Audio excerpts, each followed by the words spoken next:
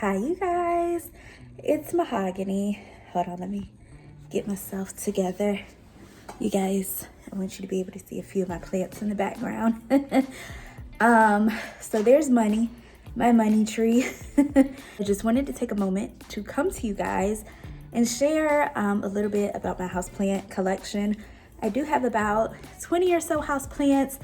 I could see myself becoming one of those people who have like 100 houseplants, but I have to be honest with myself. That would be a lot. Where I am right now with like 20 and try to make sure that everybody is good and everybody is happy, that already takes a lot out of me. I will continue to grow my collection as I see fit, but I can also see myself giving away some things at some point. You know, I want to be the 100 houseplant type of lady, but I don't know if that'll happen.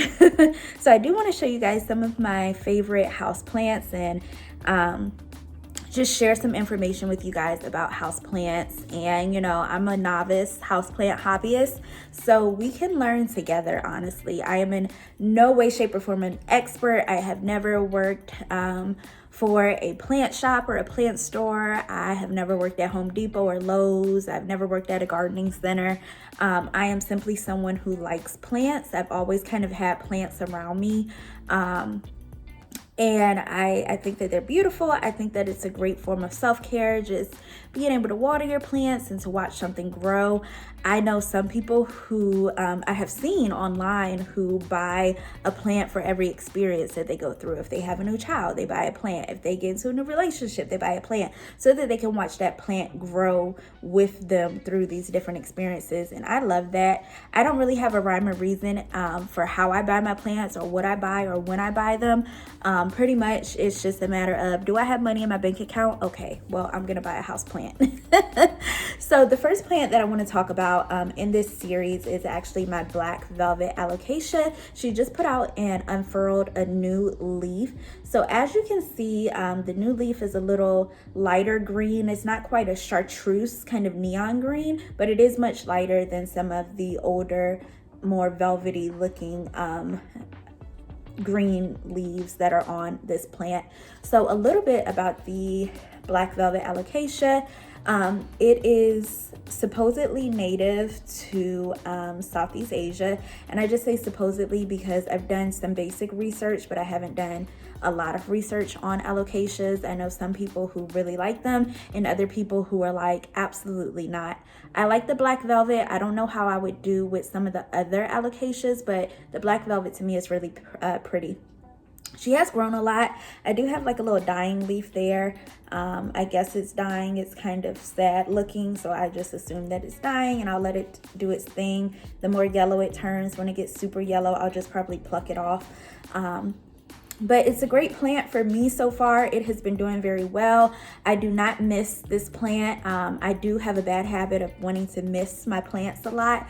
And I am learning that misting your plants a lot can actually lead to fungal issues. So I might slow down on misting my plants, but I don't miss this one. I do leave it by just like little tiny humidifiers because I don't have a lot of space in my apartment, so I kind of gather them together on a stand or on my kitchen island, and I do put this small kind of desktop humidifier on, fill it up, and it goes for about 3 hours. And I'll do that sometimes twice a day for my plants who really need high humidity.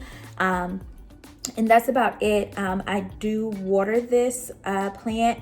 I would say you should water your alocasias pretty evenly. I just kind of feed mine and give it a little bit of water every now and then when I see that the soil looks like it needs water, because I also have a bad habit of overwatering my plants. So I'm trying to get better at having a watering schedule. I do use a plant app called Plant Parent that does give me a schedule, but sometimes that schedule leads to overwatering. And I just think that plant apps don't take into consideration where you live, what zone you're in, how much sunlight you get. For instance, in my apartment, I only have south-facing windows, right?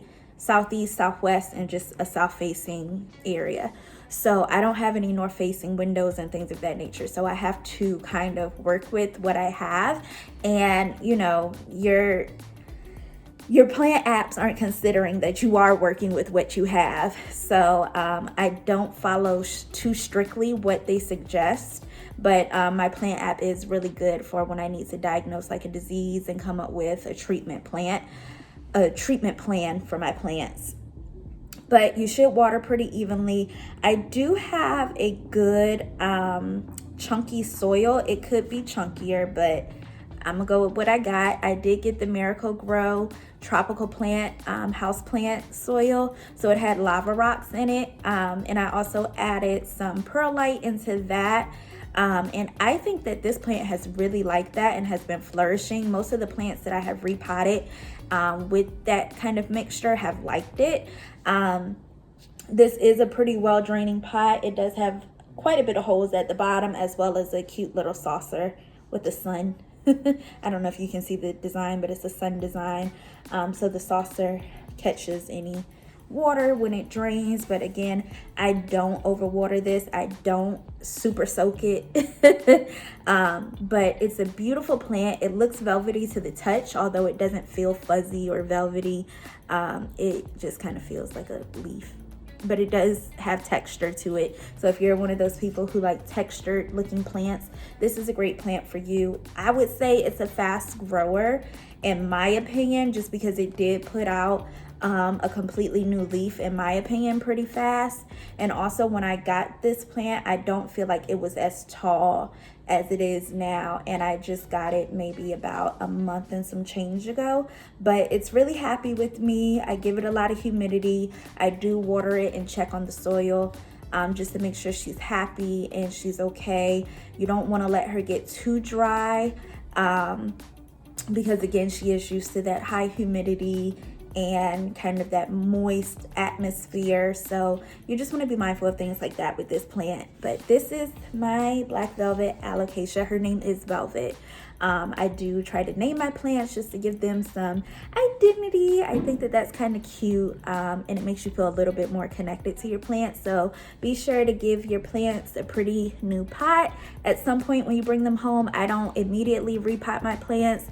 It just depends on how the seller has sent them to me. If I see that there's some damage, or if I see that maybe the soil mixture is not it, or you know, there's some issues going on, or I need to check the roots, I will repot immediately. But usually I will get the plant, isolate it, clean it up a little bit, inspect it for any problems or any pests, and then I'll repot it probably like after a week or two, just so that it can kind of get used to my space and my home, and I don't put it around my other plants immediately. I usually wait a week or two.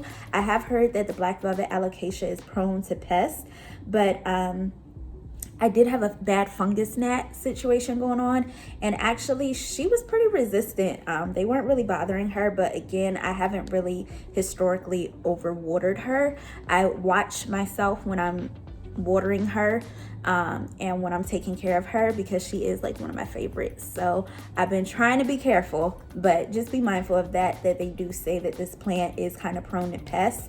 Maybe in a month or so I'll check back in with you guys and let you know how things are going, but so far so good. I really like this plant a lot. I'll see you guys later.